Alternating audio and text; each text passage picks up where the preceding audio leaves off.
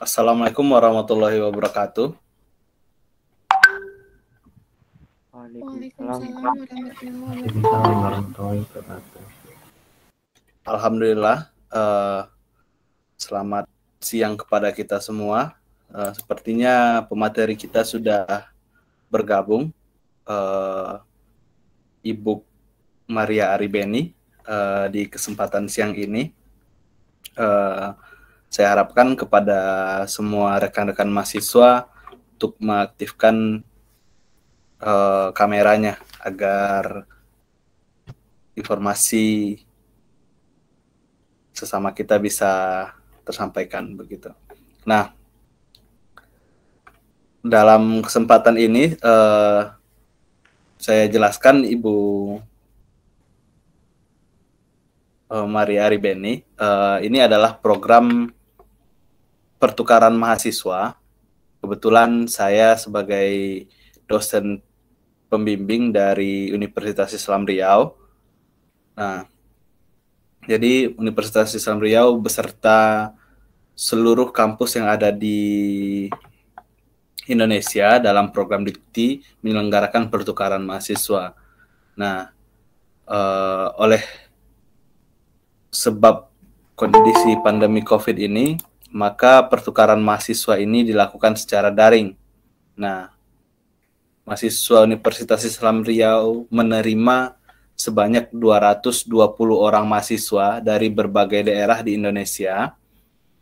Nah, jadi dari 220 orang itu dibagi menjadi 11 kelompok, masing-masing dibina oleh satu dosen.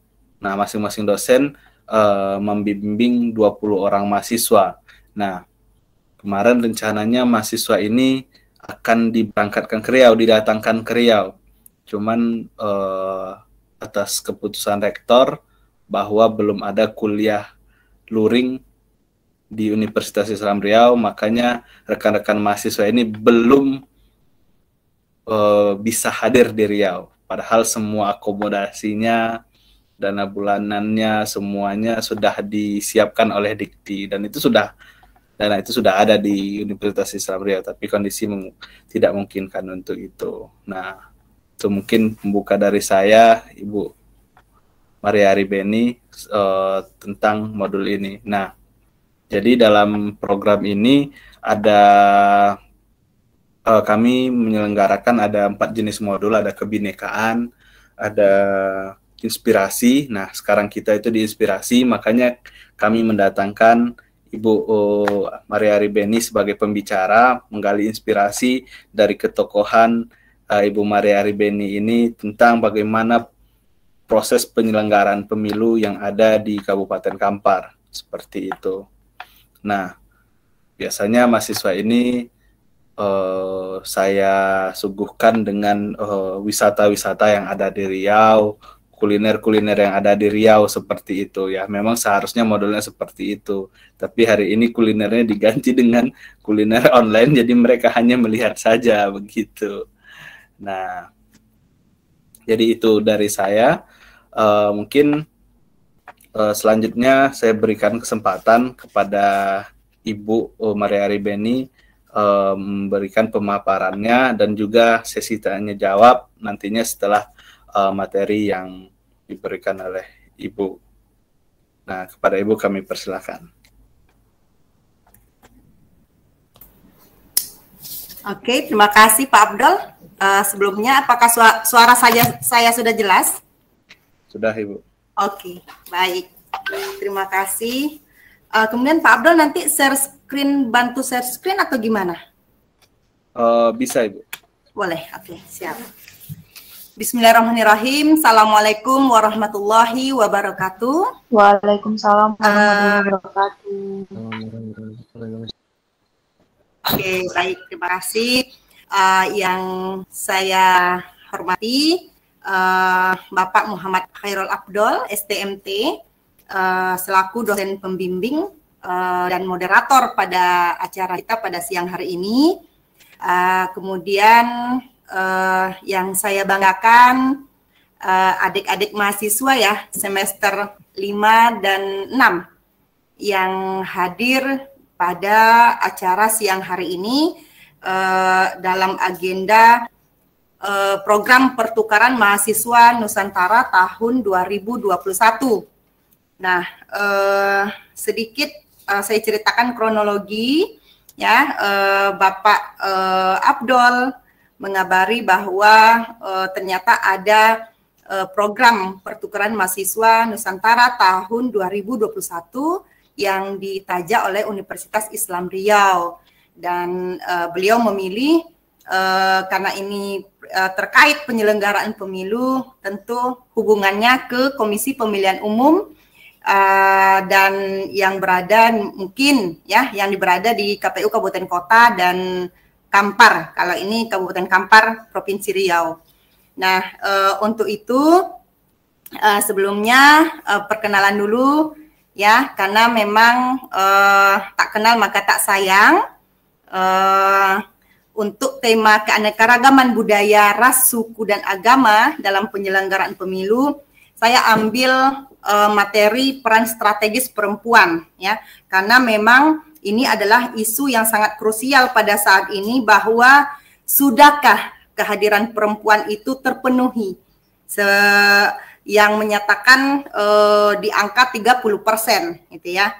Nah, untuk itu sebelum kita masuk ke dalam materi kita hari ini, kemudian kita sebenarnya sifatnya diskusi dan berbagi informasi kepada adik-adik mahasiswa, karena seperti yang sudah dijelaskan oleh Bapak Abdul tadi, bahwa ini mahasiswanya yang berasal dari Jawa Barat, Jawa Tengah, dan Jatim ya Pak Abdul? Iya benar Bu, dari Oke, DKI iya, berarti Jakarta di juga ada satu orang. Oh iya, Masya Allah. Ini adalah daerah yang potensi konfliknya yang besar-besar nih ketika ada pemilihan umum nih Pak Abdul. Jadi untuk apa namanya, untuk keanekaragaman budaya, ras, suku, dan agama, sebenarnya dalam penyelenggaraan pemilu itu kalau khusus di Riau ya, kita tidak terlalu signifikan gitu. Nah, tapi jadi intinya pertemuan kita hari ini kita berbagi informasi saja nih kepada adik-adik, atau hal-hal yang ingin dipertanyakan, apa-apa saja sebenarnya potensi-potensi yang ada di kabupaten kota, karena memang ini adalah provinsi-provinsi yang cukup besar ya, jumlah penduduknya di Indonesia ini gitu. Namun untuk itu sebelumnya tentu kita sebagai orang Riau Melayu nih Pak Abdul, saya coba berpantun dulu nih untuk menyapa adik-adik mahasiswa. Rambut dikuncir mengenakan pita, pitanya bagus merah muda warnanya. Selamat berjumpa, salam bahagia dalam acara diskusi program pertukaran mahasiswa. Oke. Kemudian ya ini adalah salah satu budaya juga nih di Provinsi Riau, bahwa setiap ada acara kita mencoba berpantun dulu gitu ya, membudayakan salah satu pantun gitu, karena memang Provinsi Riau itu adalah khas Melayu. Nah, baik. Kemudian kita ambil materi ya, dengan tema peran strategis perempuan dalam penyelenggaraan pemilu, dan kemudian pengalaman tentang profil saya, saya telah memiliki pengalaman menjadi penyelenggara pemilu tingkat desa, kemudian juga pernah menjadi pengalaman penyelenggara di tingkat kecamatan ya, tahun 2017, dan sekarang di tahun 2019 merupakan anggota KPU Kabupaten Kampar, pada saat itu Divisi Perencanaan Data, Program dan Data di tahun 2019 hingga 2021. Nah, di tahun 2021 ada pergeseran di antara komisioner KPU Kabupaten Kampar, dan ditunjuknya saya sebagai Ketua KPU Kabupaten Kampar periode 2021 hingga sekarang. Nah, kemudian ini mungkin tentang profil ya, tentang saya. Jadi pengalaman menjadi penyelenggara pemilu itu kita mulai dari bawah dulu, mulai dari tingkat desa, tingkat kecamatan dan alhamdulillah sekarang di tingkat kabupaten. Intinya apa? Intinya kita menghadirkan dulu ya, menghadirkan sosok perempuannya dulu gitu. Jadi kepada adik-adik saya menghimbau, karena memang nih kalau di tangkapan layar saya nih perempuannya cukup seimbang juga nih ya Pak Abdul ya. Nah dan juga tidak menutup kemungkinan nih untuk dengan para lelakinya gitu ya. Dan saya harap dengan kehadiran mahasiswa laki-laki pada hari ini juga memberikan pemikiran atau perspektif yang sama terhadap dukungan mereka terhadap gender gitu. Nah, oke, next Pak Adol. Sebelumnya saya memperkenalkan atau memberikan gambaran dulu bahwa Kabupaten Kampar itu seperti apa kondisinya gitu ya. Nah, jadi mungkin tidak sebanding dengan daerah adik-adik yang ada di Jawa ya. Karena seperti kita lihat bahwa Kabupaten Kampar itu terdiri dari 21 kecamatan, kemudian ada 250 desa yang terdiri dari 17 desa sulit dan 11 desa sangat sulit. Nah, di mana batas wilayah Kabupaten Kampar di utara itu berbatasan dengan Kabupaten Rokan Hulu, ya. Kemudian Rokan Hulu dan Kabupaten Bengkalis. Nah, kemudian yang di selatan berbatasan dengan Kuantan Singingi. Dan bagian barat berbatasan dengan daerah atau Kabupaten Koto 50 kota, ya, Sumatera Barat. Dan daerah timur itu baru berbatasan dengan Kota Pekanbaru dan Kabupaten Pelalawan dan juga Siak. Nah, jadi perbatasan Kabupaten Kampar ini kalau di Provinsi Riau salah satu kabupaten yang memiliki jumlah penduduk dan jumlah daftar pemilih tetapnya terbesar nomor 3 gitu. Nah, jadi kalau di Provinsi Riau itu ada 12 kabupaten kota khusus di Riau saja gitu. Dan kemudian sebelum kita masuk ke lokus atau ke pokok pembahasan kita terhadap perempuan, saya mungkin menggambarkan sedikit dulu sebenarnya keberagaman suku dan budaya itu di Kabupaten Kampar seperti apa gitu ya, dan apakah memunculkan atau menghadirkan perspektif baru dengan adanya keberagaman ini. Tentu tidak sebesar keberagaman yang ada di Jawa gitu ya. Nah, karena kita tahu bahwa wilayah Jawa itu juga sangat besar ya, dan tentu banyak menghadirkan atau menciptakan keanekaragaman budaya, ras, suku dan agama di daerah sana. Namun khusus di Kabupaten Kampar kita melihat bahwa sebenarnya di letak geografisnya bahwa posisi Kabupaten Kampar ini mempunyai arti penting dalam kaitannya dengan iklim perekonomian ya. Kemudian ada budaya, adat istiadat suatu daerah. Secara geografis, posisi Kabupaten Kampar ini sangat strategis karena bertetangga dengan Sumatera Barat. Kemudian yang dilalui oleh jalur lintas Riau dan Sumatera Barat.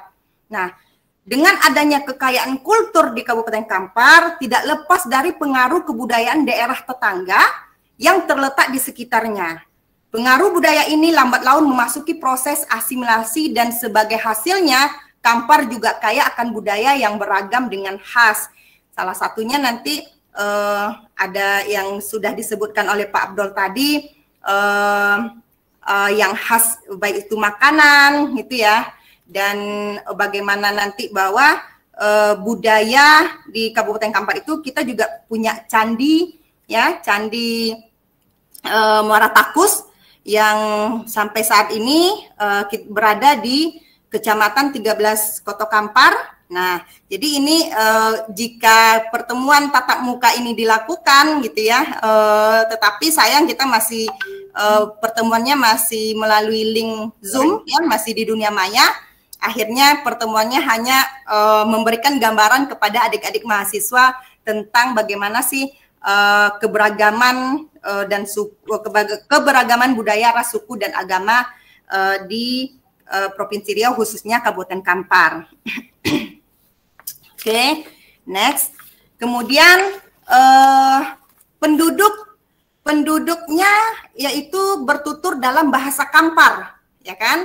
Nah, tentu kita memiliki bahasa yang dipakai sehari-hari, walaupun sebenarnya kita juga menggunakan bahasa ibu, tetapi bahasa daerahnya itu bahasa Kampar atau lebih dikenal dengan bahasa Ocu, yang merupakan salah satu dialek dalam bahasa Minangkabau yang mirip dengan dialek di Luhak 50, ya, di Kabupaten 50 kota gitu. Nah, kemudian secara etnis, sejarah, adat dan budaya mereka sangat dekat dengan Minangkabau. Jadi khususnya dengan masyarakat di Kabupaten 50 kota.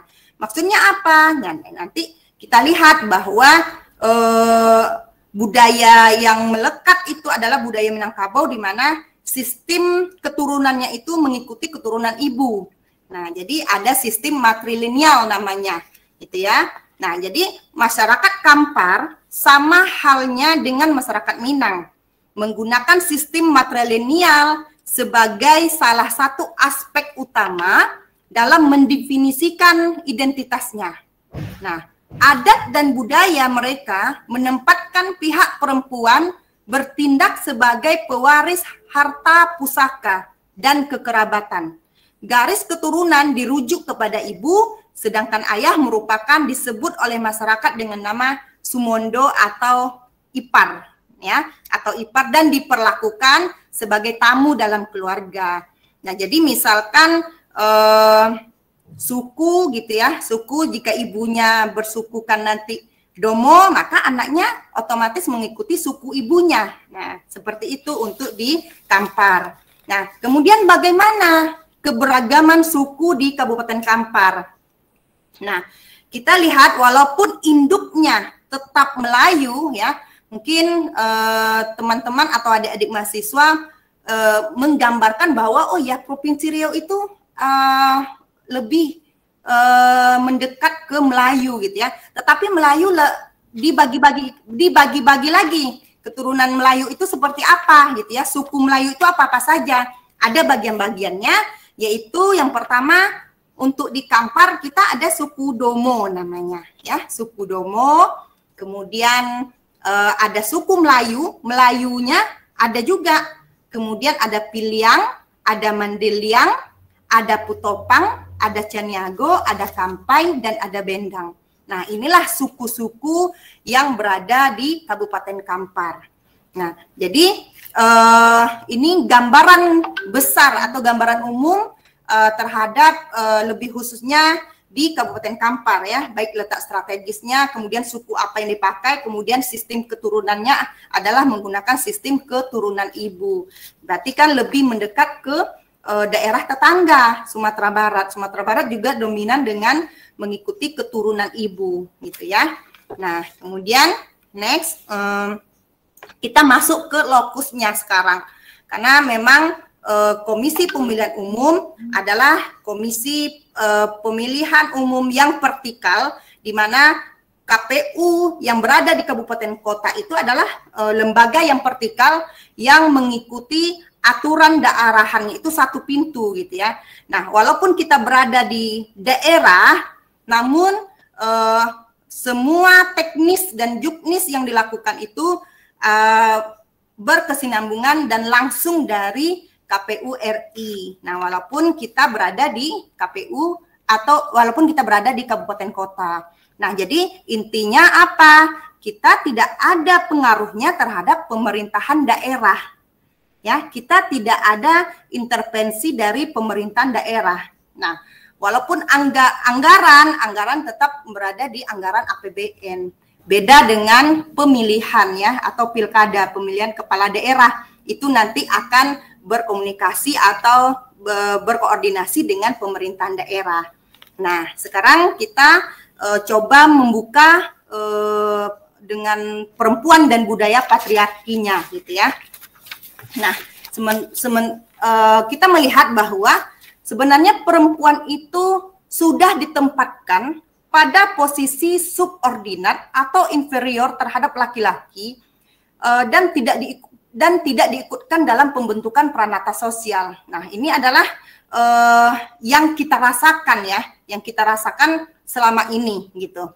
Nah, kemudian rata-ratanya laki-laki ini memiliki kontrol yang lebih besar dalam masyarakat, terutama dalam keluarganya. Sedangkan perempuan hanya memiliki pengaruh yang kecil dan memiliki suara yang lemah dalam masyarakat dan keluarganya. Nah, ini yang membuat kita nanti bagaimana solusinya untuk kita hadir dalam setiap pemilu dan pemilihan gitu. Yang ketiga, perempuan juga dikelilingi dengan seperangkat aturan yang membelenggu dan membatasi ruang gerak perempuan, sehingga tidak jarang dengan adanya budaya patriarki mendorong terjadinya perbuatan yang tidak menyenangkan, adanya kekerasan, adanya pelecehan, dan juga diskriminasi terhadap perempuan. Nah, jadi hal inilah yang menyebabkan sebenarnya muncul dan diterbitkan undang-undang bahwa sebenarnya di dalam undang-undang itu hak perempuan dan laki-laki itu sama, gitu ya. Keberadaan kita itu sudah diatur dalam undang-undang. Namun, ya kan, dengan adanya keberagaman, dengan adanya budaya, kemudian ada ras, ada suku, kemudian agama, gitu ya, bahwa perempuan itu dipimpin oleh laki-laki, tetapi perspektif dan pemikirannya tidak diperluas gitu. Dipimpin itu yang seperti apa gitu, bukan tidak berarti perempuan tidak bisa hadir di lembaga publik.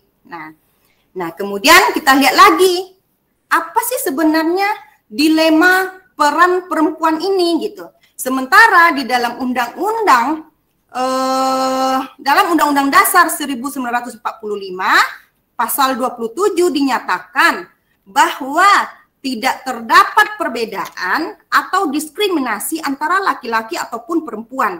Nah, setiap warga negara baik laki-laki maupun perempuan memiliki kedudukan yang sama di hadapan hukum dan pemerintah dan berhak atas pekerjaan dan penghidupan yang layak.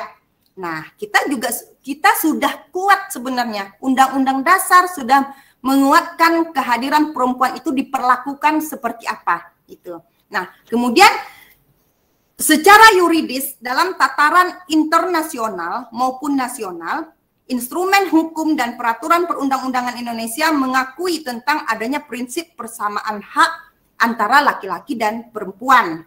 Nah, namun dalam tatanan implementasi penyelenggaraan bernegara, diskriminasi dan ketidakadilan terhadap kaum perempuan selalu tertinggal dan termarginalkan oleh laki-laki. Nah, kemudian di dalam Undang-Undang Nomor 7 Tahun 2017 itu Undang-Undang Pemilu itu juga sudah diatur bahwa menjadi penyelenggara pemilu itu adalah minimal memperhatikan keterwakilan perempuan itu 30%. Nah, begitu juga dengan partai politik yang mendaftar gitu, harus memperhatikan keterwakilan perempuan sebesar 30% pengurusnya ya, pengurus partai politik. Nah, jadi KPU Undang-Undang Pemilu itu kemudian KPU itu sudah memperkuat kehadiran 30%. Nah, minimal 30% tidak berarti harus 30%, berarti kan boleh lebih gitu ya, boleh lebih. Nah, minimal 30% ini hanya angka ketika nanti ada kita memilih sebuah kebijakan, jadi ini sudah memenuhi syarat untuk memenuhi unsur suaranya gitu ya, makanya minimal 30%. Nah, kemudian next Pak Abdul. Nah, jadi ini saya mencoba memberikan data atau memperlihatkan data bahwa seberapa besarkah data partisipasi perempuan dalam pemilu, gitu ya, partisipasi perempuan dalam pemilu. Bisa kita lihat dari tahun 2004, 2009, 2014 hingga terakhir kemarin di pemilu 2019. ya, kita melihat jumlah pemilih perempuan di tahun 2004 itu ada 50% gitu ya. Nah, di tahun 2009 itu 49%, dan di 2014 50%, di 2019 50%. Nah, ini maksudnya apa? Separuh manusia yang ada di dunia ini gitu ya. Nah, kita bicarakan dunia ataupun di Indonesia ini 50% itu adalah perempuan gitu. Pemilih perempuan berarti kita dengan laki-laki itu sama banyaknya. Nah, kemudian kita runut ke bawah. Nah, tapi dengan adanya jumlah perempuan yang bisa kita lihat di slide kita ini ya, apakah jumlah caleg perempuan yang mendaftar, ya ini baru jumlah caleg perempuan yang mendaftar itu apakah sudah memenuhi 30%? Nah, ini kita lihat bahwa perbandingan data di tahun 2004 itu alhamdulillah lah ya sudah 29%. Nah, di tahun 2009 ada 33,6%, 2014 37%, 2019 40%. Ini jumlah calon legislatif untuk perempuan. Nah, sekarang kita lihat berapa jumlah perempuan yang terpilih gitu ya, yang terpilih sebagai anggota DPR gitu. Nah, ternyata di tahun 2004 itu hanya sebesar 11,8%. Di tahun 2009 itu ada 18%. Di tahun 2014 17%, dan di tahun 2019 hanya 20%, masih di bawah 30%. Sementara jumlah pemilih perempuan adalah separuh penduduk Indonesia ini adalah perempuan, ya kan, 50%. Kemudian jumlah calegnya, karena memang sudah diatur di dalam Undang-Undang Pemilu, sudah juga memenuhi kuota 30% gitu. Tetapi jumlah caleg yang duduk hanya berkisar di bawah 30% gitu ya. Nah, sekarang ada apa gitu? Ada apa dengan perempuan gitu ya? Nah, muncul pertanyaan. Ada apa dengan perempuan? Nah, oke. Next Pak Abdul. Kemudian data terpilah, kalau ini khusus di penyelenggara pemilu ya, khusus di penyelenggara pemilunya. Nah, kita lihat bahwa Komisi Pemilihan Umum tingkat RI itu berjumlah 7 orang, ya, berjumlah 7 orang. Dan seperti kita tahu semua, sekarang sedang ada rekrutmen karena memang AMJ akhir masa jabatan komisioner RI itu, KPU dan Bawaslu itu akan habis di tahun 2022. Sekarang kita sedang menunggu pimpinan baru nih yang duduk, yang insya Allah nanti di bulan April sepertinya akan ada komisioner baru, baik itu dari KPU maupun Bawaslu. Nah, jadi kita lihat bahwa jumlah untuk KPU RI itu berjumlah 7 orang. Nah, berapakah perempuan di dalamnya gitu? Ternyata hanya ada 1 perempuan yang berhasil duduk di KPU RI pada tahun 2017 hingga 2022. Nah, ya ada 1 perempuan, berarti masih 14,3% gitu. Paling kalau dia 7, paling tidak kita ada 2 perempuan yang mengisi gitu ya. Nah, kemudian kita lihat lagi, kita runut lagi ke bawah, KPU provinsi. Nah, KPU provinsi itu se-Indonesia itu berjumlah 185 orang ya. Nah, sekarang berapa perempuannya? Apakah sudah memenuhi kuota 30%? Ternyata sudah. Di KPU provinsi sudah ada 39 orang, berarti sebanyak 21, belum. Persennya hanya 21,1% ya. Masih minus kita memenuhi kuota 30%. Nah, kalau KPU provinsi itu berbeda jumlahnya. Ada yang 5 orang, kalau untuk di Riau kita 5 orang. Ada yang 3 orang tergantung jumlah penduduknya gitu. Jadi ada 185 orang, 39 orang perempuan atau sebanyak 21,1% khusus perempuan. Ya, kalau laki-laki sudah kita lihat dia sudah lebih dominan ya. kemudian kita runut lagi di KPU Kabupaten Kota. Di KPU Kabupaten Kota ini berjumlah 2.542 orang dan terdapat 441 orang jumlah perempuan yang berhasil duduk ya dengan persentase 17,3%. Makin sedikit lagi gitu ya, masih 17,3%. Nah, kemudian Bawaslu RI, Bawaslu itu hanya berjumlah 5 orang dan perempuannya 1, berarti masih 20%. Bawaslu Provinsi juga masih 20% dan Bawaslu Kabupaten Kota masih 16,5%. Nah, mengapa gitu ya? Karena budaya, kemudian suku, kemudian agama gitu ya, untuk menghadirkan perempuan itu sehingga perempuan itu merasa belum nyaman untuk hadir menjadi calon legislatif maupun menjadi penyelenggara pemilu. Karena apa? Karena untuk menjadi penyelenggara pemilu itu perempuan itu ibaratnya wajib sempurna gitu ya, wajib sempurna karena dengan bekerja dengan dominannya laki-laki gitu. Wajib sempurna seperti apa maksudnya? Kita harus punya pendidikan yang mampu bersaing dengan laki-laki gitu ya.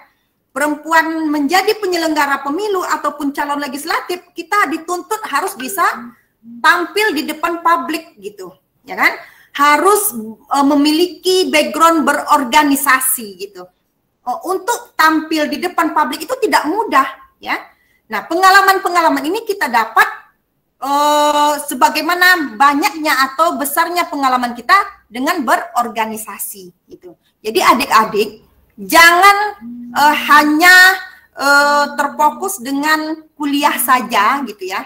Tetapi untuk mengembangkan potensi diri, kita wajib mengikuti, paling tidak kita punyalah ada organisasi yang kita tekuni, sehingga kita terbiasa dengan melayani atau tampil di depan publik gitu. Karena dengan belajar formal saja kita tidak mendapatkan pengalaman itu gitu ya. Nah, oke. Next Pak Abdul. Nah, kita lihat lagi nih. Karena KPU itu identik dengan data ya. KPU itu identik dengan data karena teknis penyelenggara pemilu itu berada di KPU gitu. Nah, kita melihat di sini khusus di Riau ya, kita melihat data pemilih dan partisipasi pemilih pada pemilu 2019 gitu ya. Nah, kita lihat nih. Di sini ada data pemilih tetap DPT itu data pemilih tetap gitu ya. Kita lihat jumlah laki-laki dan perempuan baik itu pada kategori pemilihan presiden, DPD, DPR maupun DPRD provinsi. Kita lihat jumlah laki-laki dan perempuan rata-ratanya nih 50%. Ya kan? Nah, 50% nih.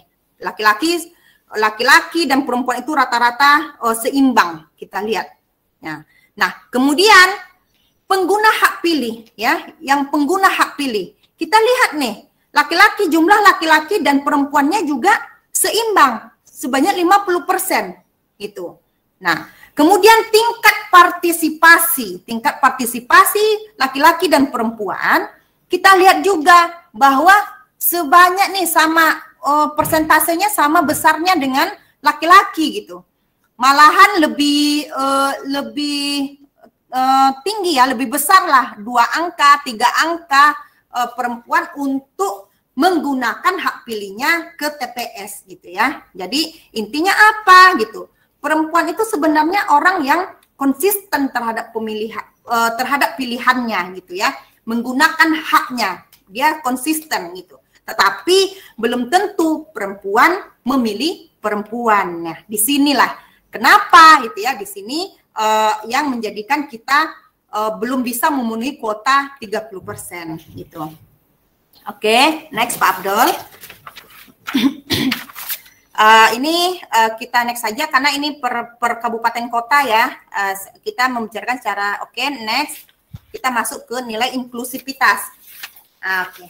Kita masuk ke nilai inklusivitas dalam nilai dan azas pemilu gitu ya.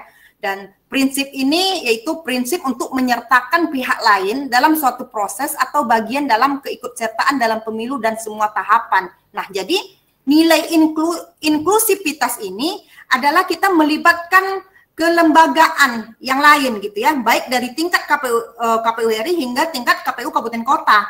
Di KPU Kabupaten Kota kita itu berkoordinasi dengan pemerintahan daerah karena KPU itu tidak bisa berdiri sendiri gitu ya. KPU itu tidak sistem kerjanya bukan one man show gitu ya, tidak perseorangan, tetapi sifatnya adalah kolektif kolegial gitu. Nah, jadi berbagi pengalaman ketika saya masuk ke menjadi penyelenggara pemilu, ternyata pengalaman saya pada saat SMP ataupun SMA ya, dan ketika di mahasiswa gitu, bahwa apa sih makna ketok palu 1, ketok palu 2 gitu ya, mensahkan gitu kan. Nah, jadi kita dapatkan dalam berorganisasi gitu. Ketok palu 3 itu apa maknanya gitu. Dan sekarang pengalaman itu sekarang saatnya khusus saya ya untuk mengaplikasikannya gitu. Karena tidak terbayang waktu ketika kita berorganisasi ya, kita tidak tahu ini kapan nih kita gunakan pengalaman ini gitu.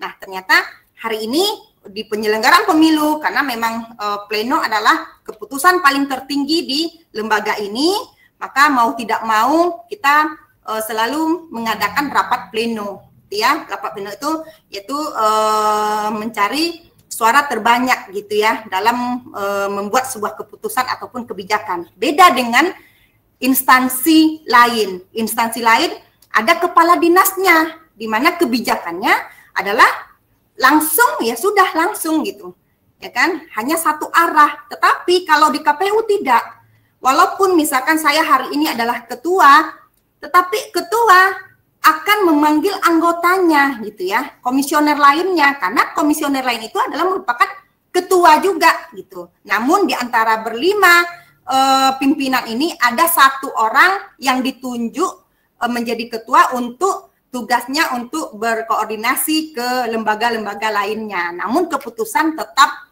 kita putuskan melalui rapat pleno. Nah, oke. Nah, sekarang best practice untuk menghasilkan pemilu inklusif. Nah, yang pertama itu apa? Ada pendaftaran pemilih. Ya, pendaftaran pemilih. Nah, ini merupakan substansi pendaftaran pemilih di mana mewadahi partisipasi pemilih sah pada saat pemberian suara dalam penggunaan hak suara pemilih dan harus didata berdasarkan prinsip inklusif dalam artian tidak boleh ada potensi menghilangkan hak pilih. Prinsip pemilih diberlakukan sama menjadi penting sebagai bagian untuk menghasilkan pemilu yang inklusif. Nah, KPU itu melaksanakan teknis ketika masuk tahapan gitu ya. Kita mendata penduduk ya. Nah, penduduk apakah dia disabilitas gitu ya? Karena semua penduduk itu memiliki hak yang sama gitu ya. Orang sakit pun pemilih yang berada di rumah sakit pun kita adakan TPS di rumah sakit gitu. Nah, akan ada pendataan. Jadi tidak ada perbedaan antara masyarakat untuk memilih jika sudah memenuhi syarat gitu ya. Nah, yang kedua, adanya pencalonan gitu. Jadi penyelenggara pemilu wajib memfasilitasi dan melayani partai politik dalam mengajukan nama-nama calon. Nah, penyelenggara pemilu memberikan akses administrasi dan masukan-masukan sesuai ketentuan secara seimbang dan adil. Jadi dalam pencalonan, karena KPU itu adalah merupakan lembaga yang melaksanakan ya teknis tatanan kerja gitu untuk melaksanakan pemilu ini gitu. Jadi seleksi administrasi gitu ya, dan pendaftaran. Nah, kemudian tahapan-tahapan apa saja yang dilakukan itu berada di KPU. Nah, kalau Bawaslu itu mengawasi, ya kan? Bawaslu itu mengawasi setiap tahapan yang dilakukan oleh KPU. Nah, oke. Next Pak Abdul. Nah, jadi yang ketiga, pembuatan dapil gitu ya, pembuatan daerah pemilihan. Jadi pembuatan dapil ini mengedepankan aspek proporsionalitas perwakilan yang bersifat non diskriminatif. Dalam hal ini tidak ada boleh wilayah yang mendapat perlakuan khusus sementara mengabaikan wilayah lainnya atas dasar pertimbangan diskriminatifnya. Jadi dapil itu pendataan pemilihan itu kalau di Kampar itu ada 6 dapil gitu ya, berdasarkan jumlah penduduk gitu. Jadi intinya misalkan berapa calon yang untuk bisa dicalonkan atau pada pendaftaran, apakah ini jatahnya gitu ya, pada dapil 1 ini ada 3 orang misalkan. Nah, berlombalah nanti penduduk di 3 kecamatan ini untuk mendapatkan kursi tersebut. Nah, seperti itu konsep pendataan dapil. Nah, oke. Kemudian, lanjut Pak Abdul. Ini gambaran ya, ini gambaran persentase kedaerahan elektoral inklusif. Ilustrasi di samping dapat diimplementasikan pada undang-undang pemilu yang mengatur persyaratan pencalonan gitu. Jadi persyaratan pencalonan itu kita harus melihat kedaerahannya gitu ya. Agama dan kepercayaan, etnik dan ras gitu. Kemudian berkebutuhan khusus atau disabilitas, dan kemudian seks dan gender gitu ya. Nah, jadi walaupun perempuan atau laki-laki itu berarti kita akomodir nih semua gitu. Karena siapapun warga negara mendapat jaminan perlakuan hukum yang adil dan sama semisal dalam kasus sengketa pencalonan atau sengketa hasil pemilu ataupun mempertahankan hak politiknya gitu. Sama gitu ya. Makanya di MK itu banyak misalkan ketika kita pemilu, nah ada yang kurang puas dengan hasil pemilu boleh ya, boleh melapor ke MK gitu karena memiliki hak yang sama karena itu adalah hak politiknya gitu. Nah, lanjut. Kemudian apa yang harus kita lakukan gitu kan? Bagaimana peran perempuan dalam memeranginya gitu. Karena banyak hal sebenarnya. Kalau kita lihat bahwa undang-undang itu sudah mengatur bahwa kehadiran perempuan itu tidak dipersempit gitu. Kita sudah diberikan angka 30%, tetapi kendalanya apa sebenarnya itu? Mana perempuan-perempuan yang mampu mengisi angka 30% ini gitu ya. Nah, jadi maka muncul pertanyaan, apa sih yang harus kita lakukan gitu. Kemudian bagaimana peran perempuan dalam memeranginya gitu ya. Nah, karena perdebatan mengenai apakah perubahan harus dilakukan dari atas atau dari bawah, kemudian masih terus saja terjadi. Namun sesungguhnya perubahan dari atas dan dari bawah atau dari luar dan dari dalam tidak perlu dihadap-hadapkan dan dipertentangkan. Keduanya harus dilakukan dalam konteks peran masing-masing. Nah, jadi dengan adanya kalau khusus di Kampar gitu ya, khusus di Kampar kita juga sudah melihat bahwa kehadiran perempuan itu masih sangat kecil gitu. Karena untuk perempuan untuk hadir itu kita seperti yang sudah saya katakan tadi bahwa perempuan itu harus dituntut sangat sempurna gitu ya. Dan kita bersaing dengan para laki-laki yang memang sudah banyak pengalamannya gitu ya. Nah, perempuan itu untuk hadir di depan publik itu bisa kita hitung jumlahnya gitu. Nah, jadi adik-adik yang hari ini hadir dalam pertemuan ini, khusus perempuan ataupun laki-laki, bagi yang laki-laki, mari berikan dukungan terhadap kapasitas-kapasitas yang dimiliki oleh perempuan gitu ya. Nah, yang perempuan, ayo bahwa mari kita isi angka 30% ini gitu ya di daerah kita masing-masing. Bagaimana caranya? Ya tentu kita menambah ilmu dan wawasan kita karena untuk mendapat atau mencapai hal yang sangat besar itu tentu butuh pengorbanan gitu ya, butuh pengorbanan waktu gitu. Bagi kita yang sekarang kaum rebahan misalkan yang hanya lebih banyak bermain HP gitu ya. Nah, jadi sekarang kita lebih fokuskan diri kita, lebih kembangkan, karena ini menurut informasi adik-adik sudah semester 5 ya kan, semester 5, semester 6 gitu, dan sebentar lagi sudah mulai masuk proposal ya kan, sudah habis teori. Nah, jika ada organisasi-organisasi yang bisa adik-adik tekunilah ya, karena perempuan itu diharapkan hadir dalam setiap instansi gitu ya. Jika nanti rezekinya kita ada ASN, menjadi ASN, perempuan itu wajib ada diperhatikan ke keterwakilan 30% ya, paling tidak kita sudah bisa menjadi sudah ada kepala dinasnya yang perempuan gitu. Kalau di Riau, khusus di Riau itu bupati yang perempuan itu sudah ada 2 orang gitu ya, kabupaten yang memiliki 2 perempuan menjadi bupati khusus di Provinsi Riau dari 12 kabupaten kota. Nah, jadi intinya kita semua ini memiliki peran, kita memiliki PR gitu. Jadi saya menghimbau kepada adik-adik untuk program ini gitu ya, untuk informasi ini gitu.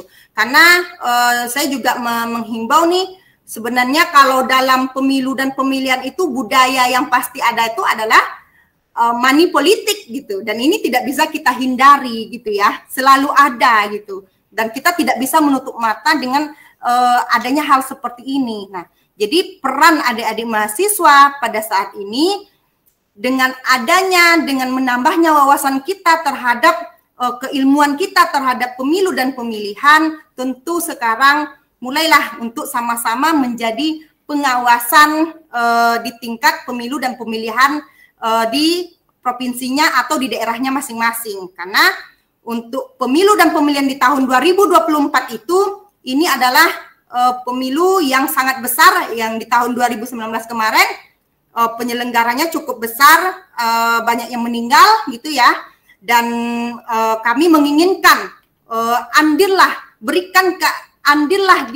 di daerah masing-masing untuk paling tidak menjadi penyelenggara pemilu di tingkat desa ataupun di tingkat TPS gitu ya, hadirlah di sana. Nah, dengan hadirnya di sana, adik-adik sudah menjadi atau sudah mengawal pesta demokrasi kita. Kalau belum memenuhi syarat untuk menjadi komisioner gitu. Karena walau bagaimanapun untuk menjadi tingkatan yang lebih atas, kita harus mengawali yang dari bawah dulu gitu ya.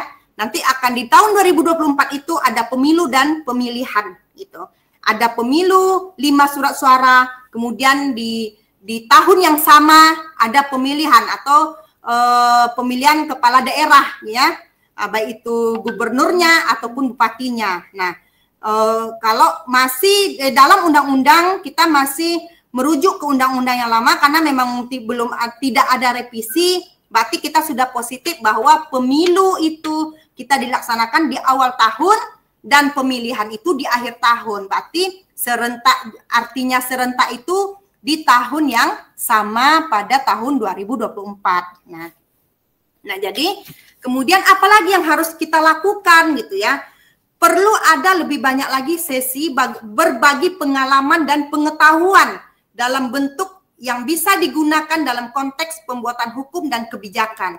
Pengetahuan saja tentu tidak akan cukup dan sangat penting dalam atau bagi pembuat kebijakan untuk berinteraksi langsung atau mendengar pengalaman dari perempuan dalam isu-isu yang berkaitan dengan hukum atau pada semua sektor. Nah, jadi kalau khusus di Riau ya kan, nah apalagi di penyelenggara pemilu, karena saya perempuan gitu ya, di penyelenggara perempuan tingkat kabupaten kota itu kita ada 10 orang perempuan ya yang mengisi di setiap kabupaten kota itu ada 1 dan ada yang 2 dan jumlah kita 10 orang kalau untuk di tingkat seprovinsi Riau gitu. Nah, jadi kami untuk ibaratnya pengkaderan ya, kami membuat program sekolah literasi demokrasi perempuan Riau gitu yang ditajak oleh KPU provinsi. Jadi ini adalah memberikan wawasan dan keilmuan terhadap perempuan-perempuan yang memberikan atau ketertarikan terhadap pemilu dan pemilihan gitu. Nah, karena adik-adik mahasiswa tidak menutup kemungkinan untuk tidak hadir gitu ya. intinya apa? Wajib hadir, wajib mengisi jika ada agenda-agenda seperti ini gitu. Nah, karena kalau di Kampar ya ada 20 orang itu peserta perempuan, kami memfasilitasi 20 orang peserta perempuan. Jadi di setiap kabupaten kota itu kita merekrut 20 orang perempuan, intinya pengkaderan gitu ya, pengkaderan terhadap perempuan-perempuan demokrasi gitu. Nah, next Pak Abdul ya. Nah, jadi kemudian yang kedua, apa sih perlakuan khusus sementara bagi perempuan yang juga harus diterapkan secara konsisten gitu ya. Tidak hanya dalam jumlah rata-rata tetapi juga dalam posisi-posisi pengambil keputusan penting. Nah, maksudnya apa? Adik-adik yang perempuan yang misalkan di dalam masuk ke dalam sebuah organisasi gitu ya, harus memegang jabatan penting. Jangan ujuk-ujuk menjadi seksi konsumsi gitu ya, tukang masak gitu kan, bikin kopi, bikin teh gitu. Nah, jadi ayo laki-laki berikan kepercayaan itu kepada perempuan untuk menduduki jabatan yang krusial, yang penting gitu. Di mana jabatan ini adalah salah satu mempengaruhi sebuah keputusan gitu. Jadi jangan, perempuan juga seperti itu. Jangan ketika berada dalam sebuah organisasi, ya udahlah saya seksi konsumsi aja lah gitu kan. Karena rata-rata seperti itu. Nah, sekarang ubah pola pikirnya seperti itu. Dan adik-adik mahasiswa yang laki-laki jika memang sedang berada di sebuah organisasi, di rolling lah kepengurusan tersebut gitu ya, bahwa makna kehadiran perempuan itu sangat besar gitu. Perempuan itu mampu ketika diberikan amanah, dia sangat amanah gitu, menjalankan amanah itu sebaik-baiknya tuh. Karena kadang perempuan itu sifatnya kadang tidak mau menyodorkan diri gitu ya. Nah, tetapi ketika dia diberikan amanah, perempuan itu akan menjalankan amanah itu dengan baik dan dan jujur tentunya. Bukan berarti laki-laki tidak jujur ya, tapi tingkat kehati-hatian perempuan itu lebih tinggi gitu. Nah, jadi intinya ada hal yang positif, ada hal yang negatif yang bisa kita tampilkan pada seorang perempuan. Nah, ini banyak hal sebenarnya kalau tentang penyelenggaraan pemilu gitu ya, tentang penyelenggaraan pemilu kalau di tingkat kabupaten kota khususnya di Kampar tidak terlalu banyak potensi masalah. Beda dengan penduduk yang jumlahnya sangat besar gitu ya, yang kecurangannya sangat tinggi. Jadi tidak terlalu signifikan kalau di Kampar atau khususnya di Kampar ataupun Provinsi Riau. Jadi setiap ada pemilu dan pemilihan jarang ada gugatan karena memang penduduknya masih bisa kita atasi gitu ya. Nah, jadi tugas adik-adik yang berada di provinsi yang terbesar di Indonesia ini gitu ya, mari sama-sama mengawasi atau menjadi penyelenggara pemilu baik tingkat TPS, tingkat desa, tingkat kecamatan, dan nanti akan hadir lagi kader-kader kami ya, kader-kader kami nih untuk adik-adik yang berada di luar Provinsi Riau untuk dapat menghimbau dan memberikan andil dan kontribusinya gitu. Jangan hanya menjadi mahasiswa yang datang ke kampus setelah itu pulang tidur gitu ya. Nah, tapi kita menggambarkan bahwa generasi-generasi muda ini adalah generasi-generasi yang lebih agresif tentunya gitu ya. Nah, mungkin ini yang dapat saya sampaikan gitu ya. Dan sedikit saya menyukai kalimat ini ya, kalimat dari Michelle Lujan-Grisham, when women vote, women win, and when women win, we all win. Ketika perempuan menggunakan hak pilihnya, maka perempuan menang.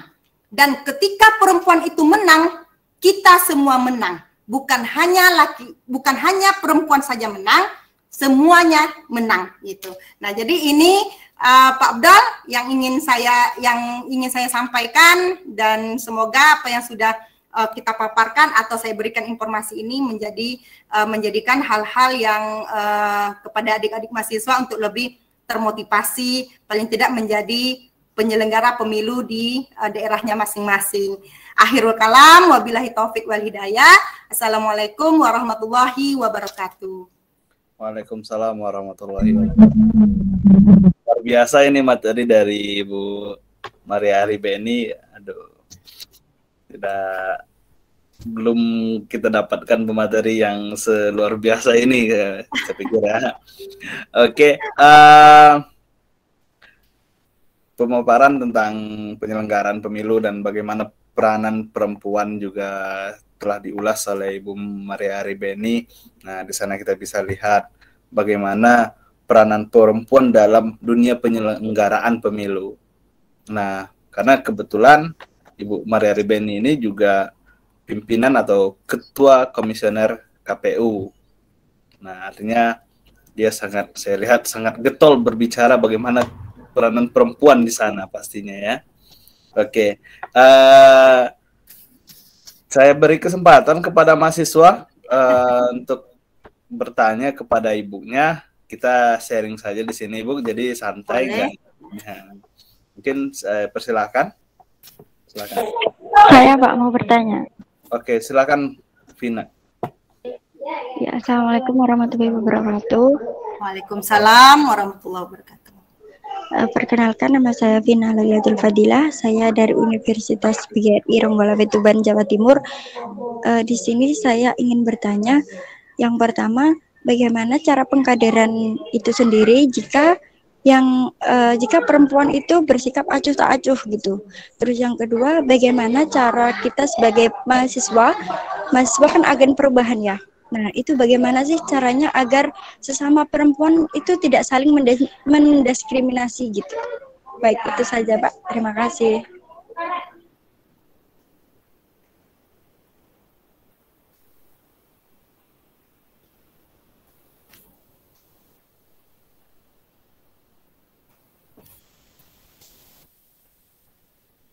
Unmute dulu Pak Abdul. Udah, langsung dijawab. Nggak dengar. Oh, tadi saya belum ini ya. Terima kasih Pina, silakan dijawab Ibu Maria Aribeni. Oke, langsung. Langsung saja nanti ke ibunya. Oke, langsung. Oke. Terima kasih Pina ya dari Jatim, luar biasa sekali. Pertanyaan dari Adinda kita, bagaimana sih mengkaderkan perempuan yang acuh tak acuh gitu. Sementara kita ingin mengkaderkan gitu ya. Nah, oke, saya jawab dulu. Pengkaderan ini sebenarnya berawal dari pembiasaan gitu. Pembiasaan ya adik-adik. Jadi pembiasaan itu dapat kita lihat kalau ibu nih melihat ya, penyelenggara pemilu se-Indonesia ini pasti memiliki background organisasi gitu. Nah, karena di organisasi itu kita memiliki pembiasaan-pembiasaan. Ibarat kata pepatah, Allah bisa karena biasa gitu ya. Karena kita lakukan berulang-ulang, maka menjadi kebiasaan gitu. Nah, pengkaderan ini harus dari dini sebenarnya gitu ya. Nah, baik itu dari keluarga, dukungan dari keluarga gitu. Karena memang saya akui, saya juga memiliki anak perempuan, ada 2 anak perempuan, yang satu sekarang semester 3 di UMY, Universitas Muhammadiyah Jogja, ya, yang satu kelas 3 MTS di Muallimin Muhammadiyah Bangkinang. Nah, ini peran orang tua itu untuk mengkaderkan anaknya sangat penting, gitu ya. Untuk mengenalkan bagaimana cara bergaul pada saat menjadi mahasiswa. Karena walau bagaimanapun kita sebagai orang tua tentu pemikiran-pemikiran negatif itu akan selalu muncul untuk memberikan kepercayaan terhadap anak perempuan.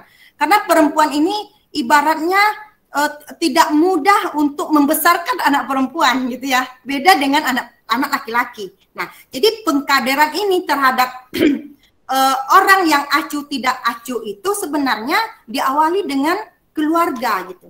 Nah, intinya apa? Ibu itu adalah guru pertama atau madrasah pertama di rumah tangganya, ya kan? Perempuan. Jadi intinya apa? Perempuan tuh harus punya ilmu, perempuan tuh harus bekali diri, karena menjadi seorang ibu itu tidak mudah gitu ya. Tidak mudah menjadi seorang ibu. Karena apa? Karena kita untuk menciptakan kader ini memang dari dini gitu. Kita bentuk anak-anak ini dari dini. Nah, menjadi seorang ibu itu harus ilmu yang memiliki wawasan gitu kan. Nah, jadi pengkaderan ini memang tidak mudah, sangat sulit, karena pemikiran dan kehadiran kita di setiap daerah, kehadiran perempuan di setiap daerah itu perspektifnya berbeda-beda gitu kan. Karena kadang di agama kadang perempuan yang sering keluar rumah itu sering dicap tidak baik gitu ya.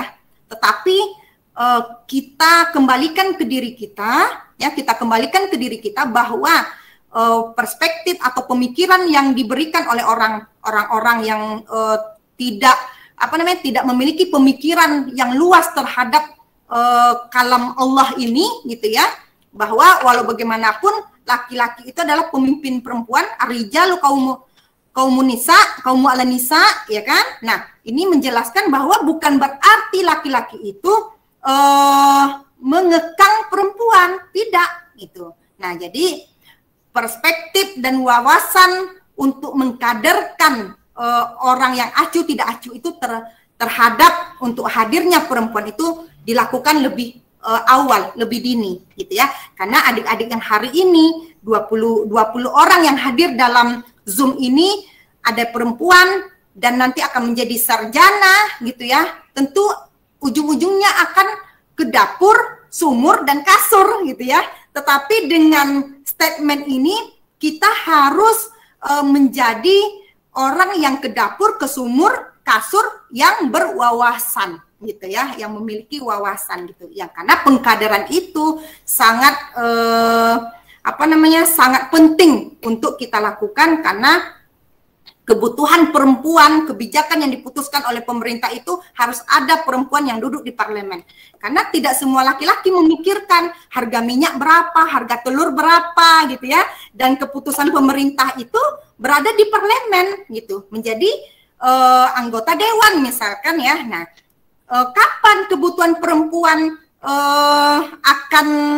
akan tersalurkan kalau tidak ada pemutus keputusan di parlemen itu sendiri gitu. Nah, jadi pengkaderan yang perempuan untuk acuh tak acuh itu dimulai dari dini dulu, dimulai dari keluarga dulu gitu ya. Nah, kemudian yang pertanyaan kedua, perempuan bagaimana sih perempuan yang tidak mendukung perempuan gitu ya. Perempuan menghimbau perempuan yang tidak mendukung perempuan, seperti data yang kita lihat tadi sebenarnya gitu ya. Inilah masalah kita gitu. Karena kita lihat bahwa penduduk Indonesia itu lebih banyak perempuannya atau sama banyak dengan laki-laki gitu. Tetapi kehadiran perempuan di parlemen tidak memunculkan angka itu gitu ya. Angka lebih banyak perempuannya. Nah, tidak memenuhi kuota 30% gitu. Nah, inilah sebenarnya ya, perempuan itu akan kuat ketika diberi dukungan oleh perempuan. Perempuan itu akan merasa percaya diri ketika perempuan itu memberikan dukungan terhadap perempuan gitu. Karena kadang perempuan itu karena perasaannya lebih besar dari pikirannya gitu ya. Kadang rasa iri, rasa dengki gitu. Nah, jadi intinya kembali lagi bahwa kita jadilah perempuan-perempuan yang berwawasan gitu ya, walaupun kita berada di pedalaman misalkan. Nah, adik-adik sekarang sudah calon sarjana gitu ya, jadilah agent of change di daerahnya masing-masing, berikan pandangan di daerahnya masing-masing, paling tidak andillah di dalam ataupun di desa itu sendiri gitu. Nah, jadi memang dengan kita memberikan kepercayaan kepada orang itu sangat susah gitu ya. Tetapi kita berbuat saja dulu, apapun hasilnya ya tentu penentu yang paling tinggi itu adalah Allah gitu ya. Intinya kita berbuat.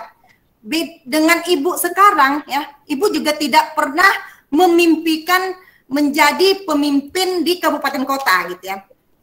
kalau KPU itu adalah ketua KPU itu selepel dengan bupati gitu. Tidak pernah bermimpi untuk menjadi penyelenggara pemilu tingkat kabupaten gitu. Tetapi Ibu sudah menjajaki lembaga ini mulai dari tingkat desa gitu ya. Tingkat desa, kemudian tingkat kecamatan, nah kemudian tingkat kabupaten. Nah, jadi dengan banyaknya kehadiran perempuan itu akan nanti memberikan perubahan-perubahan yang luar biasa, karena sifat mengayomi itu lebih banyak ke perempuan gitu ya.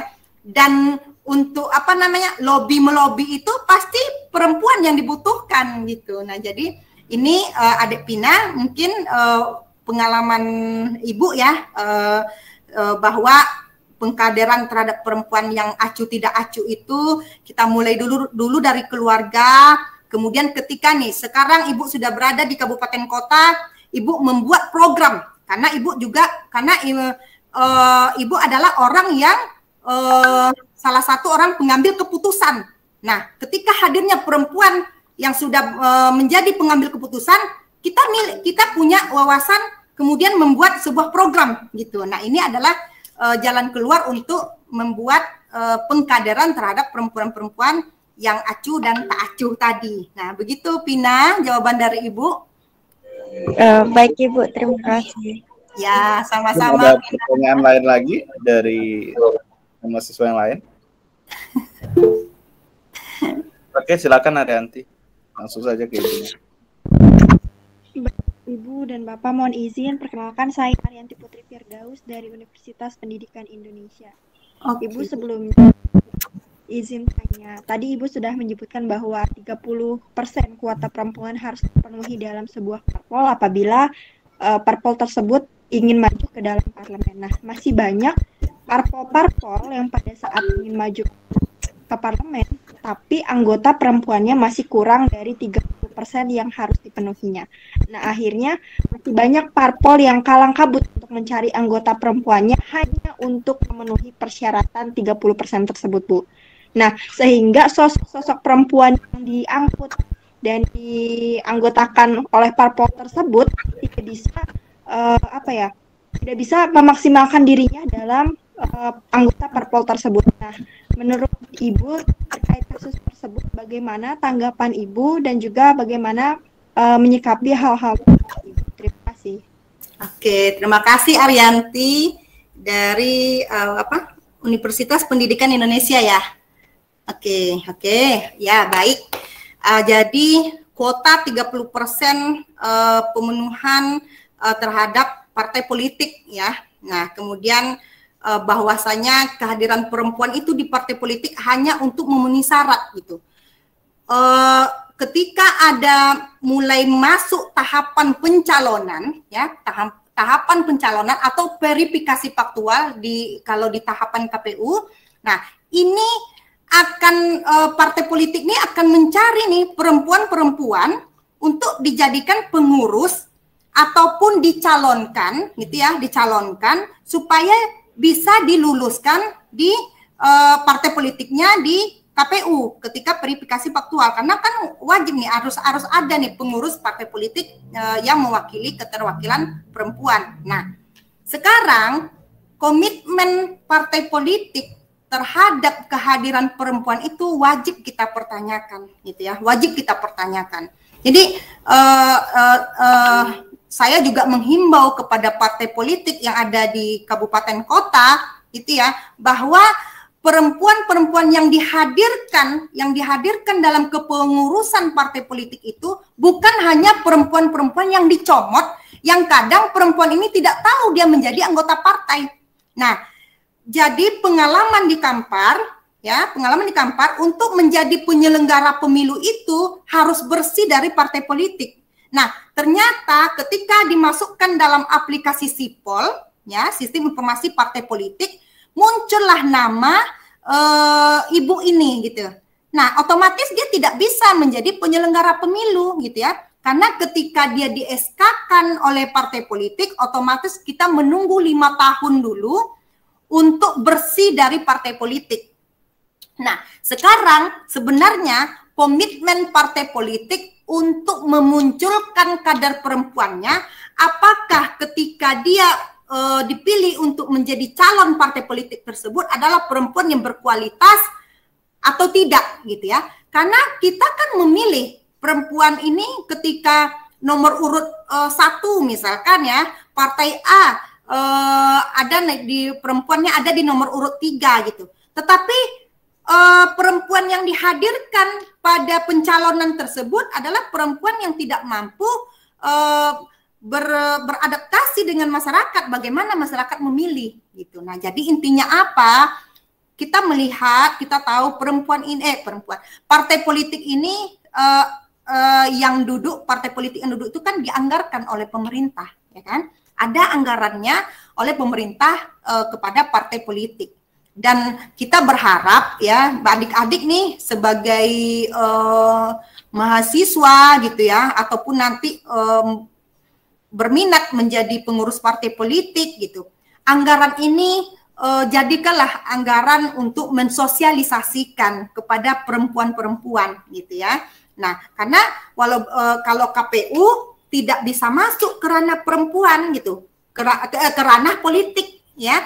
KPU hanya menghimbau, tetapi sekarang partai politiklah yang akan menjadi atau pemikir yang cerdas untuk menghadirkan perempuannya menjadi calon yang dicalonkan gitu.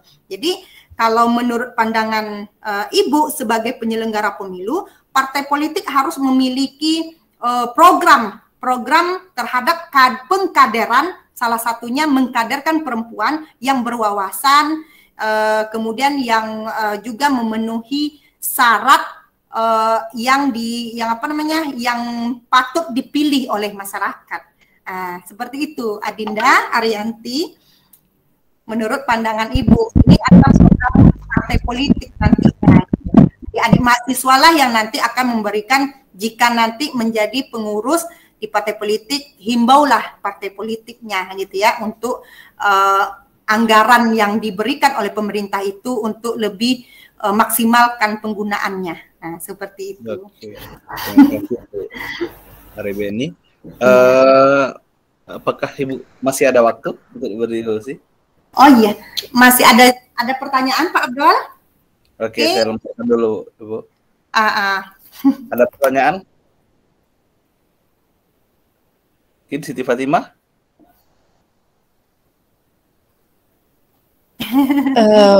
Baik, saya bertanya, Bu. Perkenalkan sebelumnya, nama saya Siti Fatimah, saya berasal dari Universitas PGRI Madiun. Izin bertanya, Ibu, di kalangan mahasiswa ini biasanya kan sering terjadi, terutama di BEM gitu ya, ada seperti partai-partai gitu, seperti Ormek yang ikut menggabung dalam mencalonkan anggotanya untuk menjadi sebuah ketua atau yang lainnya seperti itu, Ibu. Nah, di sini juga kan ada ranah seperti pemilu. Di dalam universitas ini ada ranah seperti pemilu. Cuman di sini yang saya pertanyakan adalah kenapa perempuan itu masih sangat rendah dan minim gitu untuk saling percaya ke perempuan gitu. Kebanyakan di mahasiswa itu mikirnya ya lebih baik laki-laki gitu. Padahal dari segi kualitas juga bagus gitu, Bu. Terima kasih. Oke, terima kasih Dek Siti. Ya, kita sama-sama tahu ya di kampus itu atau di universitas dimanapun atau se-Indonesia ini pasti ada BEM ya, Badan Eksekutif Mahasiswa gitu. Kemudian ada Mapala juga gitu ya. Kemudian ada duta-duta gitu kan, duta-duta mahasiswanya pasti akan mengalami atau pasti ada menjalankan pemilihan ketua gitu ya, ketua. Nah, seperti yang sudah Ibu jelaskan tadi, kenapa sih perempuan itu enggan memilih perempuan? Nah, kan seperti itu, ya kan? Padahal perempuan tersebut adalah perempuan yang berkualitas gitu ya. Nah, ini tadi gitu, perspektif atau gambaran bahwa kita membayangkan, nah, kalau Ibu, ini coba Ibu contohkan menjadi penyelenggara pemilu, penyelenggara pemilu itu kan dominan laki-laki, ya kan? Dominan laki-laki. Kemudian tingkat kesulitan kerjanya itu juga begadang gitu ya, begadang, kemudian ke sana ke sini, perempuan, apalagi perempuan yang sudah memiliki suami gitu. Kapan pulangnya kita tidak tahu, kalau lagi tahapan, malahan ibu contohnya nih kadang di ruangan sudah bawa bantal, udah pindah rumah gitu ya, udah pindah rumah, udah bawa bantal gitu kan. Nah, tapi kembali lagi ke pertanyaan ke pertanyaan Siti gitu ya, perempuan tidak memilih perempuan gitu. Nah, sebenarnya kesempatan itu ketika kesempatan itu ada gitu ya, ketika kesempatan itu ada, ambil kesempatan itu gitu. Ketika kita diberikan kesempatan, jangan bilang kita tidak mampu gitu ya. Jangan bayangkan kita tidak bisa gitu. Ambil saja dulu, mampu tidak mampu itu urusan nanti gitu ya, urusan nanti. Nah, tapi kepercayaan teman-teman perempuan terhadap kita tentu ini menjadi persoalan personality gitu ya, persoalan pribadi jadinya gitu kan. Namun pengurus atau panitia pemilihan ini bisa berkreasi gitu, bahwa ketika perempuan itu muncul dalam pencalonan gitu kan, berarti perempuan ini walaupun dia tidak suaranya misalkan di antara laki-laki itu adalah suara terbanyak nomor 5 misalkan ya, terbanyak nomor 5 gitu kan. Tetapi terbanyak nomor 5 perempuan yang tertinggi itu kan adalah nomor 5, dan rekrut mereka ke tempat yang misalkan ya tentu yang laki-laki ini yang memiliki pemikiran atau perspektif gendernya harus lebih membuka diri gitu ya. Nah, jadi ambil yang perempuan ini walaupun misalkan kalah suara, ini cara kita mengkaderkan ya, cara kita mengkaderkan. Kalau Ibu memberikan masukan terhadap pemilihan-pemilihan yang ada di kampus.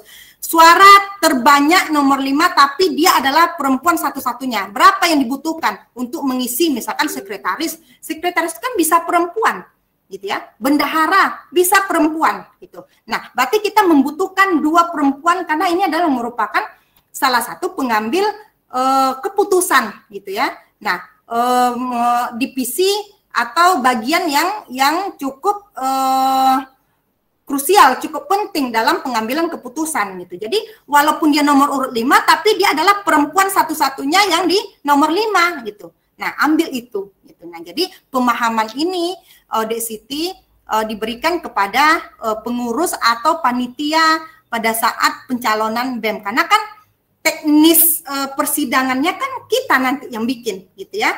Nah, kita cari nih panitia yang memang mendukung kehadiran perempuan gitu. Walaupun ketika nanti dicalonkan gitu ya, tidak banyak perempuan yang memilih perempuan, tapi dengan SOP ya, SOP pelaksanaan pencalonan atau pelaksanaan pemilihan sudah jelas bahwa perempuan yang nomor urut tertinggi di antara perempuan gitu ya adalah kita jadikan dia menjadi sekretaris ataupun bendahara misalkan, bisa saja seperti itu. Siti. Oke, terima kasih. Iya, Ibu. Terima kasih. Sama-sama, Di Siti. Ada lain lagi yang ingin kita share di sini mungkin? Pak, saya mau tanya lanjutan, boleh apa tidak? Oke, silakan. Jadi gini Bu, bagaimana ketika di universitas itu kan ada KPU. Kalau di punya saya namanya pemilihan umum raya. Itu bagaimana sih caranya biar efektif dari segi pemiranya, KPU-nya itu biar efektif, tetap konsisten dan intinya seimbang gitu loh Bu. Itu seperti apa langkah baik? Iya. Nah, berarti intinya di kampus-kampus pun atau di universitas pun sebenarnya sudah menjalankan hak demokrasinya gitu ya, hak demokrasinya gitu, karena hak dipilih dan memilih gitu ya, dan itu adalah memiliki hak yang sama gitu. Nah, kemudian bagaimana untuk menjadi penyelenggara pemilihan di tingkat universitas atau di kampus gitu ya, tentu harus memacu atau melihat teknis atau juknis yang sudah disusun oleh panitia gitu. Nah, beda kalau di penyelenggara pemilu ya, di penyelenggara pemilu yang sekarang ruhnya adalah Undang-Undang Nomor 7 Tahun 2017. Tetapi nanti misalkan kalau di Al-Qur'annya nih Undang-Undang Nomor 7 nih gitu ya. Nah, kemudian ada hadisnya turunan dari Al-Qur'an itu ada nanti PKPU, kalau di KPU ya, Peraturan Komisi Pemilihan Umum, PKPU. Nah, di mahasiswa tentu memiliki itu juga gitu ya, tentu ada memiliki peraturan penyelenggara pemilu di tingkat universitas gitu. Nah, ini seperti apa? Ini disusun oleh petinggi yang sudah kita pilih gitu, penyelenggara pemilu di tingkat universitas yang sudah kita pilih gitu. Kalau contoh di KPU, untuk membuat kebijakan itu berada di KPU RI. Nah, KPU Kabupaten Kota melaksanakan apa yang sudah dibuat oleh KPU RI, namun tidak akan melenceng dari ruhnya atau Al-Qur'annya yang kita pakai gitu ya. Nah, kalau untuk pemilu itu adalah Undang-Undang Nomor 7 Tahun 2017. Nanti ada turunan, ada PKPU, ada surat dinas, ada surat edaran untuk melaksanakan teknis di bawah gitu. Nah, untuk kasus di kampus tentu nanti pemangku kebijakan terhadap aturan-aturan yang dilakukan untuk menjadi penyelenggara pemilu di tingkat universitas, tentu ada aturan apakah ini baku atau tidak baku, tentu terlepas lagi dari universitasnya gitu ya. Nah, jadi bagaimanapun itu tentu kualitas yang kita utamakan gitu kan, wawasan yang kita utamakan. Boleh saja nih adik-adik mahasiswa melihat atau merujuk kepada PKPU atau membaca undang-undang pemilu. Oh, pemilihan itu seperti apa? Nah, contohnya Pilkades ya kan, pemilihan kepala desa. Pilkades itu tidak memakai undang-undang pemilu undang-undang pemilu. Tetapi Pilkades itu memakai Perbuk, peraturan bupati namanya, ya kan? Nah, itu pemerintahan daerah yang membuat peraturan tersebut gitu. Nah, tetapi mereka melihat atau merujuk kepada Undang-Undang Nomor 7 bahwa Pilkades ini apa-apa saja sih tahapannya gitu ya.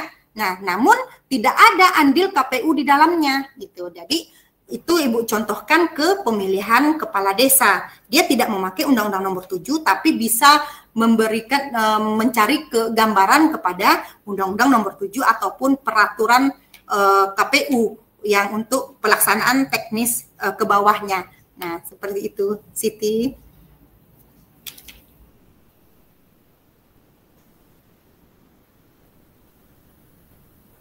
Oke, dari Siti. Ada lagi yang ingin kita share di sini? Ahmad Taufan mungkin? Sudah lama saya tidak mendengar suaranya. Iya, Pak. Perkenalkan, nama saya Ahmad Taufan dari Universitas PGRI Semarang. Menurut Ibu, apakah tempat pendidikan seperti sekolah, universitas, apakah boleh untuk kegiatan kampanye, Ibu? Udah? Oke. Apakah tempat-tempat pendidikan itu boleh dijadikan tempat kampanye gitu ya? Tidak boleh gitu. Karena itu sudah ada diatur ya.